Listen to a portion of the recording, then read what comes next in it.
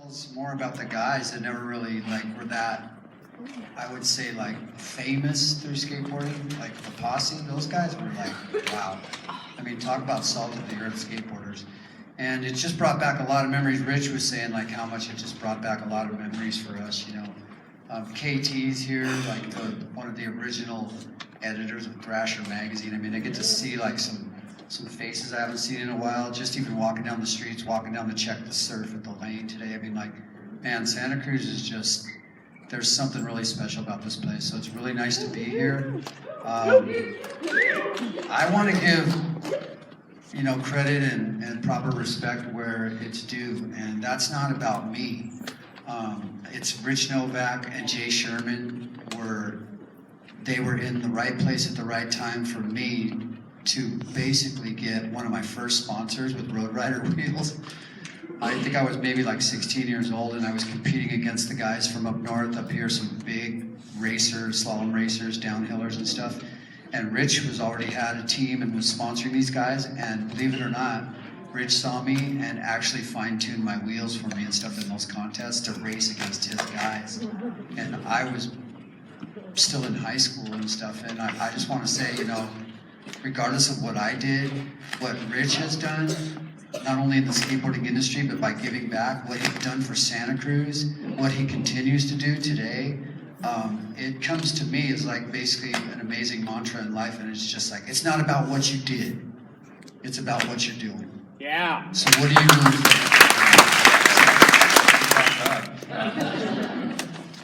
But I met Tony a long, long time ago, and I watched him skate, and Skip introduced me to him, and we were running with Road Rider wheels, and I thought, we made a wheel to make skateboarding better, and this is the guy that's going to make it really go off for us, because he was an exceptional skater.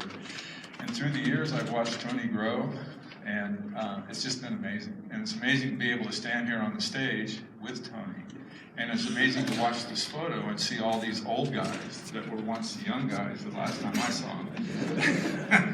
It's just wow, brought back a lot of good memories. And we've had a lot of good times. And our theory was always put the best product on the best athletes and see what they can do, no matter whether they were our team or somebody else's team. And then try to grow from that point on. Always make a better product, make a better skateboard, make the athletes a better athlete. Let's meet this recorded this meeting, and I came back, and Fausto Vitello and Eric Swinson and myself were in a restaurant in San Francisco called Cafe Sport, and I played this recording. And in this recording, we decided to start Thrasher magazine. We said, we knew nothing about magazines, absolutely nothing. And so Eric and I took a load, we passed this other load on to Fausto to learn about magazines. But there's two guys here in the audience that were instrumental in making that magazine work. One of them is Mofo right there.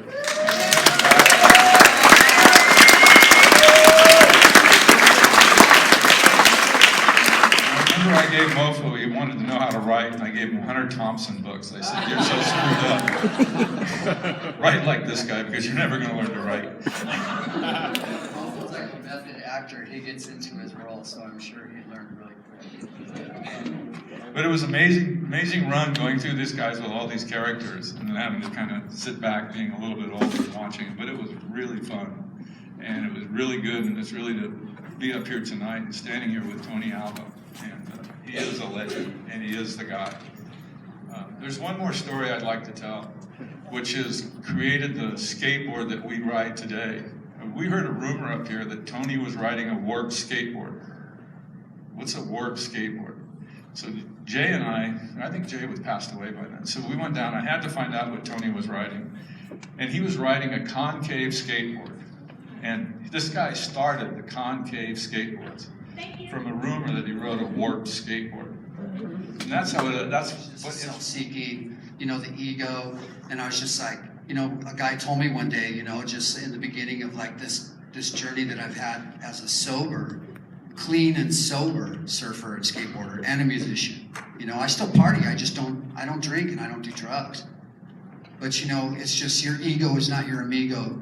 That's what the guy told me. Straight to my face. And I just kind of looked at him, I'm like, fuck you.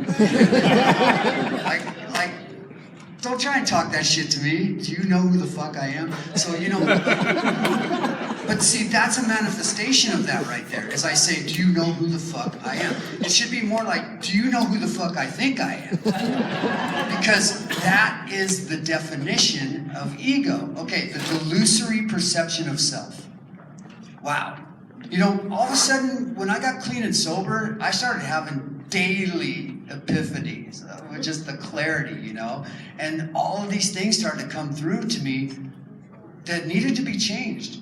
That I needed to look deep down inside if I really wanted to have the courage to change, and that I needed to deal with these character defects and shortcomings that I had in my life as a young man that had become liabilities.